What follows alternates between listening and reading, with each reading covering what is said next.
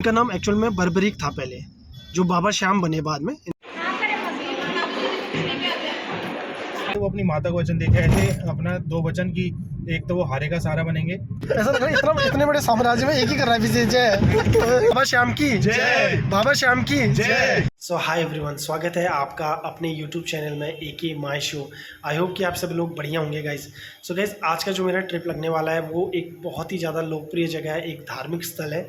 हम लोग जाने वाले हैं खाटू के बाबा श्याम के दर्शन करने के लिए, और ये उनका आशीर्वाद ही है जो हमें खींच लाया है उनके पास। तो गाइस, इस यात्रा में मेरे साथ जो भागीदार बनेंगे वो मेरे 3 फ्रेंड्स हैं जो आने वाले मुझे पिकअप करने के लिए। आज है सैटरडे का दिन और हमने डिसाइड किया कि हम रात को निकलेंगे। तो गाइस, अभी लगभग 8:30 बजे हुए हैं, और नहीं सॉरी 8:30 नहीं 9:30, 9:30 का टाइम अभी हो चुका है, और वो लोग यहाँ पर पहुँचने वाले हैं करीब 10:30 के आसपास। मुझे यहाँ से पिक करेंगे, देन हम यहाँ से साथ में जाएंगे। तो ठीक है गाइस, मैं भी जल्द से जल्द रेडी हो जाता हूँ और मिलते हैं। इस सफ़र में मेरे साथी बनी रहिए, और वीडियो को यार अगेन प्लीज़ अपना प्यार दीजिए, लाइक शेयर एंड सब्सक्राइब पक्का कर दीजिए यार। तो ठीक है गाइस, मिलता हूँ आपसे रेडी होके। सो गाइस, मेरे फ्रेंड्स आ चुके हैं और आगे कार खड़ी है, तो चलिए गाइस चलता हूँ और उनसे मिलता हूँ। मैंने कार के अंदर एंटर कर लिया है और मेरे फ्रेंड्स यहाँ पर बैठे हुए हैं, तो चलिए मिलाता हूँ उनसे। आप अपना इंट्रोडक्शन दीजिए। हेलो दोस्तों, मेरा नाम अजय राघव है। हम साथ में ही एक ऑफिस में, आपने बताया होगा आप सबको। हाँ जी, तो हम लोग साथ ही में काम करते हैं। मेरा फ्रेंड है अजय, और ये है मेरे दूसरे फ्रेंड। हाय, मेरा नाम राहुल है और हम तीनों सेम ऑफिस में हम तीनों काम करते हैं। तो आज हम हमारी यात्रा में एक बंदा और आने वाला है ना, हाँ। और उसका नाम क्या है? प्रवीण। हाँ। तो चलिए गाइस चलते हैं, ठीक है। और प्रवीण हमें आगे मिलने वाला है। कौन सी लोकेशन में मिलेगा वो? राजीव चौक ना, और यही गुड़गांव वाले में ही। हाँ। तो ठीक है गाइस, चलिए आप बने रहिए वीडियो में। तो गाइस, अभी हम यहाँ पर सीएनजी भरवाने के लिए रुके हैं और काफ़ी ज़्यादा वेटिंग है। एंड अभी हम जस्ट द्वारका से निकले हुए हैं। तो अजय क्या करें यार, मतलब वेट करें या वैसे तो आ ही जाएगा नंबर? तो मेरे ख्याल से वेट करते हैं, क्योंकि फिर आगे जाके लंबे पे। अच्छा, काफ़ी दूर तक? हाँ, गुड़गांव तक फिर कोई सीएनजी है नहीं। अच्छा, और एक गुड़गांव में पड़ती है, तो वो हमारे दूसरी साइड में पड़ेगी। हाँ। हमारे रूट पे नहीं है। हमारे रूट पे नहीं पड़ेगी। अच्छा चल ठीक है, फिर यहीं पर वेट कर लेते हैं, है ना? वेट करना पड़ेगा। ठीक।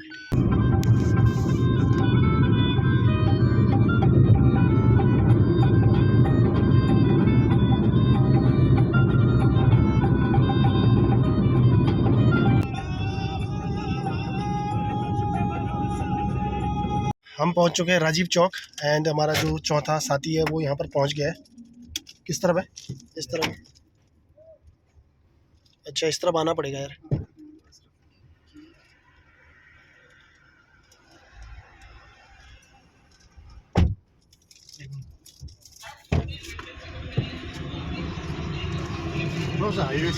इधर रुको।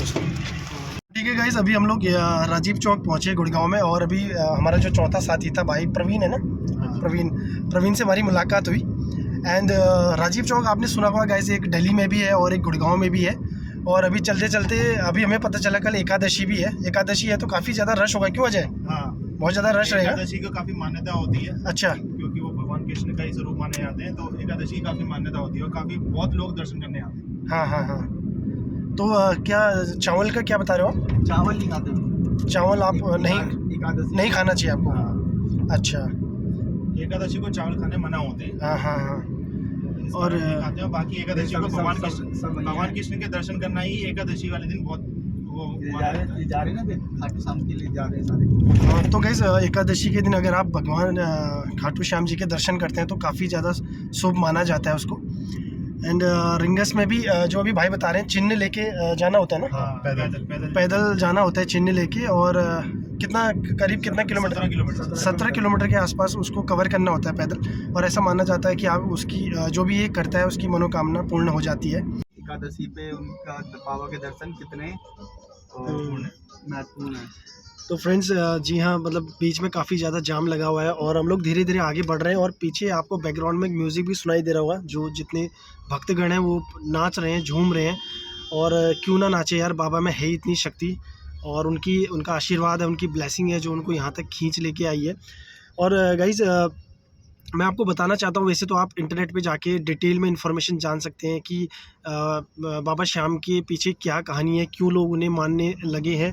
आप इंटरनेट पे जाके ज़्यादा डिटेल में जान सकते हैं, लेकिन फिर भी मैं आपको थोड़ा बहुत इन शॉर्ट बता देता हूँ इसकी कहानी। जो बाबा श्याम थे, भाई लोगों आप लोग भी थोड़ा सा करेक्ट कर सकते हो अगर कहीं पर इधर उधर हो जाता है। तो जो बाबा श्याम थे वो भीम के पौत्र थे। जो उनके भीम के पुत्र जो थे घटोत्कच थे, शायद घटोत्कच उनके पुत्र थे ये बर्बरीक। इनका नाम एक्चुअल में बर्बरीक था पहले, जो बाबा श्याम बने बाद में इनका नाम बर्बरीक था। तो ये बहुत ही बहादुर थे और बहुत ही शक्तिशाली थे बचपन से ही, और इनके पास अपार शक्तियाँ थी और काफ़ी शिव भगवान के और अन्य भगवानों के इनके पास वरदान थे, और इनको हराना बहुत नामुमकिन था क्योंकि इनके पास, जैसे मैंने बोला, अपार शक्तियाँ थी। तो एक बार क्या हुआ कि इन्होंने महाभारत के बारे में सुना और इनको पता चला कि ना ऐसा युद्ध कभी हुआ है और ना आगे ऐसा युद्ध होने वाला है। तो इनकी एक इच्छा जाहिर हुई कि क्यों ना मैं महाभारत का एक उस पर भागीदार बनूं और मैं उसका हिस्सा बनना चाहता हूं। तो जो उनके गुरु थे वो उनके पास चले गए, और जो उनके गुरु थे उनको शायद ऐसा लगा कि उस टाइम पे जो कौरव थे वो बहुत ज़्यादा शक्तिशाली थे। तो उनको ऐसा शंका हुई कि शायद युद्ध में जो कौरव है वो जीत रहे होंगे। तो उन्होंने बोला कि ठीक है बर्बरीक, अगर आप महाभारत के युद्ध में जाना चाहते हैं तो आप जाइए, लेकिन आपको एक वचन देना होगा मुझे कि आप उसका साथ देंगे जो वहाँ पर जाके हार रहा होगा। तो बर्बरीक ने उनकी बात मान ली, अपने गुरुदेव की बात मान ली। हाँ, और एक बात और, अगर आप इंटरनेट पे देखेंगे तो कहीं पर ये भी बताया गया है कि उनकी माता श्री से उनकी ये वार्तालाप हुआ था, और कुछ जगह ये बताया गया कि उनके गुरुदेव से ये हुआ था। तो बर्बरीक ने उनको वचन दिया, ठीक है गुरुदेव, मैं आपकी आज्ञा स्वीकार करता हूँ और मैं उस युद्ध में जाऊँगा और उसका भागीदार बनूँगा, और जो भी वहाँ पर हार रहा होगा पांडव और कौरव में से, मैं उसका साथ दूँगा। और जैसे ये बात भगवान श्री कृष्ण को पता चली तो वो थोड़ा सा सोचने लगे, और उन्हें पता था कि युद्ध में पांडव जीत जाएंगे। तो उनको लगा अगर पांडव जीत रहे होंगे और बर्बरीक उस युद्ध में अगर भागीदार बनते हैं तो वो ज़रूर कौरवों का साथ देंगे, जिससे पांडवों के लिए वो खतरा बन सकते हैं। तो उन्होंने एक ब्राह्मण वेश धारण किया और वो बर्बरीक से मिलने के लिए चले गए थे। तो रास्ते में बर्बरीक की श्री कृष्ण भगवान से मुलाकात हुई, और तो श्री कृष्ण भगवान ने पहले तो उनका एक टेस्ट लिया। उनके पास 3 बाण भी उनको वरदान में मिले थे बर्बरीक को। तो कृष्ण भगवान भी उनकी शक्ति से उनको एहसास था, उनकी शक्ति का उनके बारे में पता था। तो कृष्ण भगवान ने ब्राह्मण रूप में उनसे ये बोला कि आप बहुत ही शक्तिशाली हैं और बहुत ही ज़्यादा होनहार हैं। उसके बाद भगवान श्री कृष्ण ने बोला कि तो आप कहाँ जा रहे हैं? तो उन्होंने अपनी उनको बात बताई कि मैं प्रभु मैं महाभारत के युद्ध में जाना चाहता हूँ और उसमें भागीदार होना चाहता हूँ। तो श्री कृष्ण ने कहा कि आप किसका साथ देंगे? तो उन्होंने बोला कि मैं वचन दे चुका हूँ, मैं उसी का साथ दूंगा जो उस पर हार रहा होगा। तो भगवान श्री कृष्ण ने बोला कि ठीक है, लेकिन क्या आप गुरु दक्षिणा मुझे देना चाहेंगे अगर आपने मुझे आज तक अपना गुरु माना है? तो बर्बरीक ने बोला, जो कि कृष्ण भगवान को बहुत ज़्यादा मानते थे। तो उन्होंने बोला कि जी भगवान आप जो भी बोलेंगे प्रभु, मैं वो करने के लिए तैयार हूँ गुरु दक्षिणा में। तो श्री कृष्ण ने बोला मुझे तुम्हारा शीश चाहिए। तो पहले तो जो बर्बरीक थे वो थोड़ा सा सोचने लगे, बट उन्होंने देर नहीं करी और उन्होंने बोला कि ठीक है प्रभु, मैं अपना शीश देने के लिए तैयार हूँ, आपके चरणों में रखने के लिए तैयार हूँ। तो उसके बाद लेकिन मेरी एक आपसे विनती है, और विनती ये है कि मैं महाभारत का युद्ध अपनी आंखों से देखना चाहता हूँ, उसको शुरू से लास्ट तक। तो श्री कृष्ण ने बोला ठीक है, मैं तुम्हें वरदान देता हूँ कि तुम इस युद्ध को पूरा देखोगे अपनी आंखों से। तो उसके बाद वो अपना शीश, बर्बरीक जो थे वो अपना शीश धड़ से अलग करके उसे श्री कृष्ण के चरणों पे रख देते हैं। तो भगवान श्री कृष्ण भी अपने जो उन्होंने उनको वरदान दिया था उसके अनुसार उनकी जो शीश है वो जहाँ पर महाभारत युद्ध होने वाला था उसके बगल में एक पहाड़ी थी जहाँ पर उनका शीश उन्होंने रख दिया था, जहाँ से वो पूरे युद्ध को देख सकते थे। तो उसके बाद वहाँ से बर्बरीक ने उन्होंने सारे युद्ध को देखा अपने सामने होते हुए। और लास्ट में जो होता है कि जैसे आप सभी को पता है कि पांडवों की जीत होती है उस युद्ध में। और कुछ समय बाद पांडवों में ये खुशी का माहौल था और उनमें ये होने लगा कि इस युद्ध में हम जीत तो गए, लेकिन इसमें सबसे ज़्यादा मेरा योगदान रहा। तो उनमें सभी में थोड़ा सा एक विचार होने लगा और बहस भी होने लगी कि मेरा योगदान ज़्यादा था और मेरे वजह से ये युद्ध जीता गया। तो उसके बाद भगवान श्री कृष्ण ने कहा कि एक काम करते हैं, आप बहस मत कीजिए आपस में। बर्बरीक जो है उन्होंने पहाड़ पे रह के उन्होंने सारा युद्ध देखा है अपनी आंखों के सामने। तो ऐसा करते हैं, क्यों ना हम उनके पास जाते हैं और उनसे पूछते हैं कि इस युद्ध में सबसे ज़्यादा योगदान किसका रहा और किसकी वजह से ये युद्ध जीता गया। तो उसके बाद सभी ने कृष्ण भगवान की बात मान ली और कहा ठीक है प्रभु, जैसी आपकी इच्छा, हम जाने के लिए तैयार हैं। तो वो सब बर्बरीक के पास चले गए। तो उनसे पूछा गया बर्बरीक से कि बताइए आप इस युद्ध में किसकी वजह से ये युद्ध जीता गया पांडवों की तरफ से। तो बर्बरीक ने बोला कि मुझे ऐसा लगता है, मेरे अनुसार मैंने पूरा युद्ध देखा है अपनी आंखों के सामने, तो मुझे ऐसा लगता है इस पे कृष्ण भगवान का सबसे ज़्यादा योगदान रहा और उन्हीं की वजह से ये युद्ध जीता गया। तो जिसके बाद सभी ने उनकी बातों में हामी भरी और वो मान गए कि श्री कृष्ण भगवान का ही योगदान इस युद्ध में काफ़ी ज़्यादा रहा था। वैसे तो सभी ने अपना योगदान दिया था, लेकिन भगवान श्री कृष्ण के आशीर्वाद के बिना वो युद्ध जीतना नामुमकिन था। तो बाद में श्री कृष्ण ने प्रसन्न होकर बर्बरीक जो थे उनको वरदान दिया कि कलयुग में आपको मेरे नाम श्याम से जाना जाएगा। तो दोस्तों सही है स्टोरी।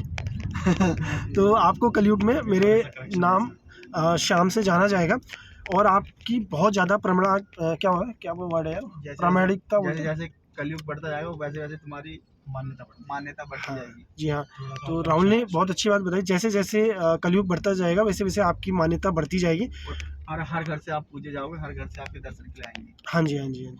तो ये उनको वरदान दिया और आप देख सकते हैं आज कितना लोग उन्हें पूछते हैं और बहुत ज़्यादा शक्ति है। और मेरे साथ जो फ्रेंड अजय बैठे हैं वो बाद में आपको बताएंगे कि वो यहाँ पर कई बार जा चुके हैं और प्रवीण भी साथ में, वो भी कई बार जा चुके हैं और ये उनकी शक्ति है यार, और कि बार बार भगवान के दर्शन के लिए वो चले जाते हैं और बहुत अच्छी बात है। और बाहर की भीड़ में आपको दिखाऊंगा, रात का टाइम है तो जितनी भी बसेस जा रही हैं, जितनी भी गाड़ियाँ चल रही हैं, सब में गाने लगे हुए हैं और बहुत ज़्यादा शक्ति है गाइज़। तो गाइज़ अभी एक ढाबा पड़ा है रास्ते में और इस ढाबे में उतर रहे हैं हम लोग। तो देखते हैं यहाँ पर कुछ अगर खाने पीने का सामान है तो लेते हैं। देख सकते हैं हम लोग नेबराना में रुके हुए हैं और यहाँ पर आप देख सकते हैं आसपास चारों तरफ शॉप्स हैं।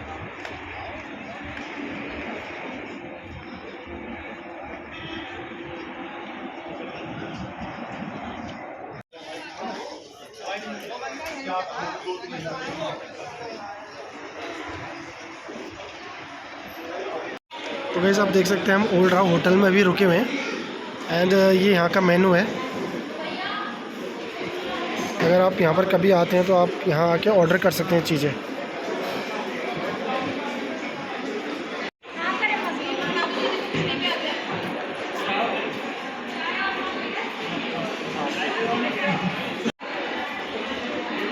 ये परचेज़ कर ली नेस्केफ और ब्लास्ट, तो ठीक है पीते पीते चलते हैं।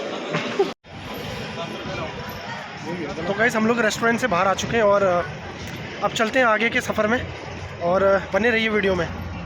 सो गाइस ऑलमोस्ट 70% डिस्टेंस हमने कवर कर लिया है एंड हम लोग निकले थे 10:30 बजे। रास्ते में मानेसर ही थी ना जगह, मानेसर एक जगह पड़ी थी, उसके आगे बहुत ज़्यादा जाम लगा हुआ था। और इस टाइम पे जैसे कि मैं बहुत बार कह चुका हूँ, एकादशी है तो बाबा श्याम के यहाँ काफ़ी उनके दर्शन के लिए काफ़ी भीड़ उमड़ रही है और उससे भी काफ़ी ज़्यादा यहाँ पर ट्रैफिक है, जिसकी वजह से थोड़ा सा हम लेट हो गए। लेकिन ऑलमोस्ट अब पहुँच ही जाएंगे हम लोग 1-आध घंटे में। एंड रास्ते में एक जगह और रुक गए थे हम लोग, कौन सा होटल था, ओल्ड राव होटल पर रुक गए थे और हमने कुछ खा भी लिया था। लेकिन ऐसा नहीं है यार, हम लोग दर्शन करने के लिए जा रहे हैं तो अभी हम स्नान करेंगे और उसके बाद फिर हम कुछ नहीं खाएंगे एंड फिर दर्शन करने के बाद ही फिर हम उसके बाद जो भी खाना आना होगा वो करेंगे। सो गाइस जो डिस्टेंस है total from Delhi to Khatu Shyam ji वो है ऑलमोस्ट 270 किलोमीटर के आसपास। और आप चाहे तो ट्रेन के थ्रू भी वहाँ पहुँच सकते हैं या रोडवेज बसेस भी चलती है गुड़गांव से और दिल्ली से भी जा रहे हैं यहाँ से कार से। भाई की सामने आप देख सकते हैं गाड़ी चलाते हुए।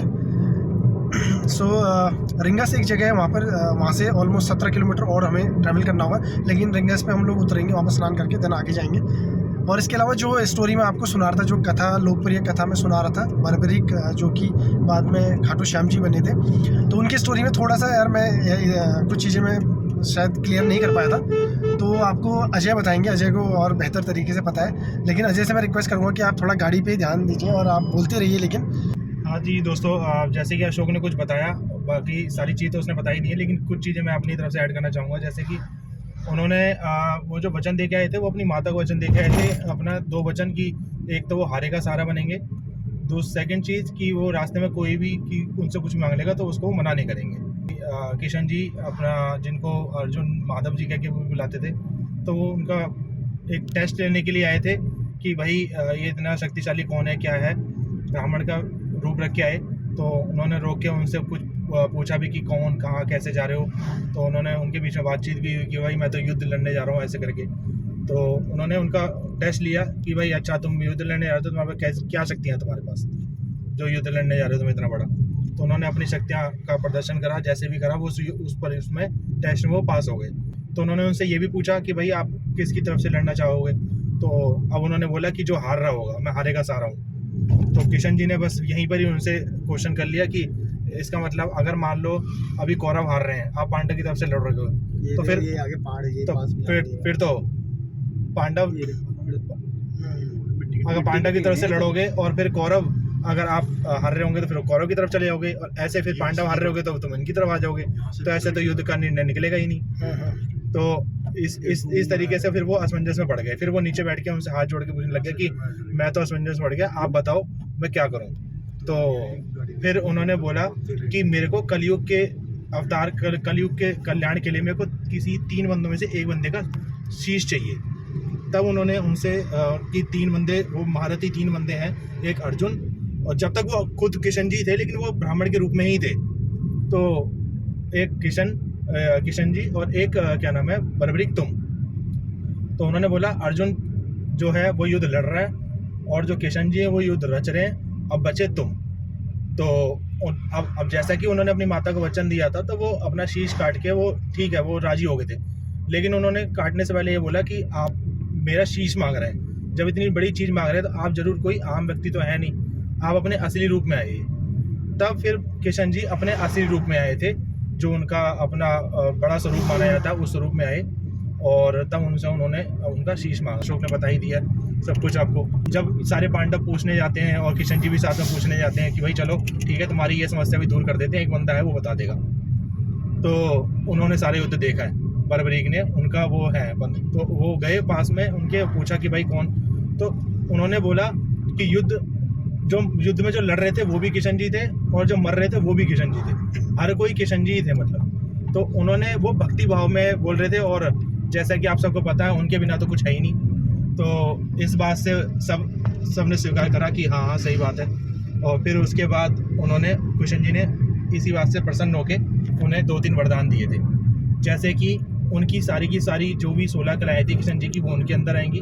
और सबसे पहले, उनसे पहले उनका नाम, जैसे कि हम किशन जी को श्याम बाबा के नाम से भी, श्याम के नाम से भी पुकारते हैं, तो वो कि मेरा नाम तुम्हारे नाम से पहले पुकारा जाएगा, और जो तुम्हारी पूजा, इसका मतलब मेरी पूजा। तो इसीलिए ही वो कलयुग के अवतार, और यानी कि वो श्याम बाबा कहलाए गए। तो बहुत बहुत शुक्रिया जय, और बहुत अच्छी तरह से इन्होंने विस्तार से इसको आगे बढ़ाया, इस कथा को सुनाया। तो पीछे राहुल भी बैठे हैं। राहुल, आप कुछ ऐड करना चाहेंगे?